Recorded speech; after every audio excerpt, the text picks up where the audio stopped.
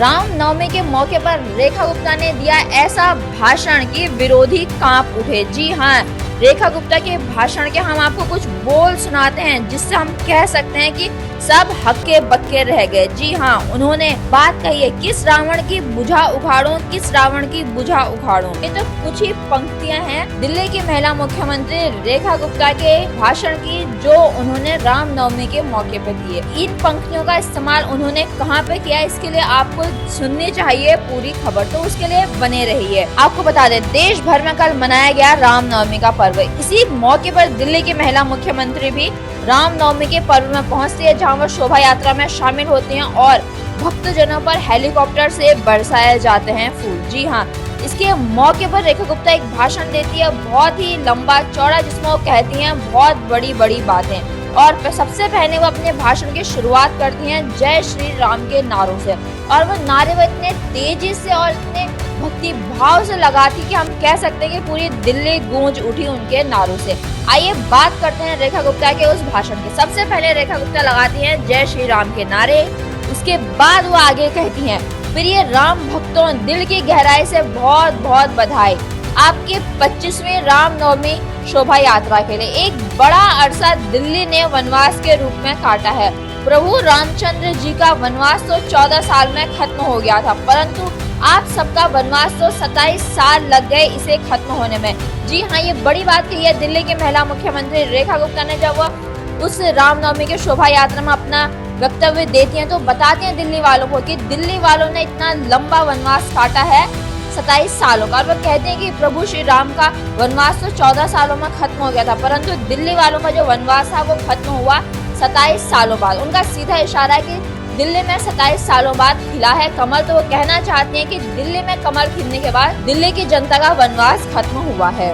इसके बाद रेखा गुप्ता अपने भाषण को जारी रखती हैं और वो कहती हैं, इसी बीच ना जाने कितनी बुराइयों ने दिल्ली में घर कर लिया। जहां देखो षड्यंत्र था, जहां देखने पर सामाजिक बुराइयां व्याप्त थी। ऐसा लग रहा था कि हर एक जगह लंका और हर एक रावण जैसा दिखता था। इसी के साथ रेखा गुप्ता आगे कहती है कि हमारे नेतृत्वकर्ता नरेंद्र मोदी अपने मन में विचार करते होंगे, दिल्ली के बारे में सोचते होंगे, तो वो ये सोचते होंगे, किस रावण की बुझा उखाड़ूं, किस रावण की बुझा उखाड़ूं, किस लंका में आग लगाऊं, घर घर लंका, जन जन रावण, इतने राम कहां से लाऊं। इसके बाद रेखा गुप्ता कहती है कि उनको आपने दिए राम हमारे सांसदों के रूप में। जी हाँ, रेखा गुप्ता यहाँ पे ये कहना चाहती है कि प्रधानमंत्री नरेंद्र मोदी जब दिल्ली के बारे में सोचते होंगे तो वो ये कहते होंगे। फिर रेखा गुप्ता जनता से ये कहती हैं, उनको दिए आपने राम किस रूप में, प्रधानमंत्री नरेंद्र मोदी को जनता ने दिए राम किस रूप में, सांसदों के रूप में। उनको दिए आपने राम हमारे विधायकों के रूप में, उनको दिए आपने राम मुख्यमंत्री के रूप में, और साथ ही कहा और लग गए आप सब लोग हनुमान के रूप में। इस राम जी की सेना के साथ आप सब लोग, आप सबको दिल की गहराइयों से धन्यवाद। और दिल्ली के महिला मुख्यमंत्री रेखा गुप्ता ने दिल्ली की जनता को बता दिया, हनुमान जी की तरह जिस तरह से वो राम की सेना के साथ लग जाते हैं, वैसे दिल्ली की महिला मुख्यमंत्री बात कर रही हैं दिल्ली की जनता की, वो किस तरह से दिल्ली की बीजेपी की सरकार के साथ खड़ी है, उनके साथ लग गई है काम में। साथ ही दिल्ली की महिला मुख्यमंत्री रेखा गुप्ता आगे ये भी कहती हैं, दिल्ली में जो आज तक तुष्टीकरण की राजनीति होती थी, अब उस पर एक लक्ष्मण रेखा खींच दी जाएगी। तुष्टीकरण की राजनीति नहीं होगी, संतुष्टीकरण की राजनीति होगी। जी हाँ, ये बड़ी बात कही है दिल्ली की महिला मुख्यमंत्री रेखा गुप्ता ने, जब वो रामनवमी के मौके पर शोभा यात्रा में शामिल होते हैं, भक्तों पर बरसाए जाते हैं हेलीकॉप्टर से फूल। उसी दौरान रेखा गुप्ता ने अपने वक्तव्य में ये बड़ी बात कही है। इसी के साथ रेखा गुप्ता आगे कहती हैं, दिल्ली को वो सारे हक दिए जाएंगे जिसके दिल्ली अधिकारी है।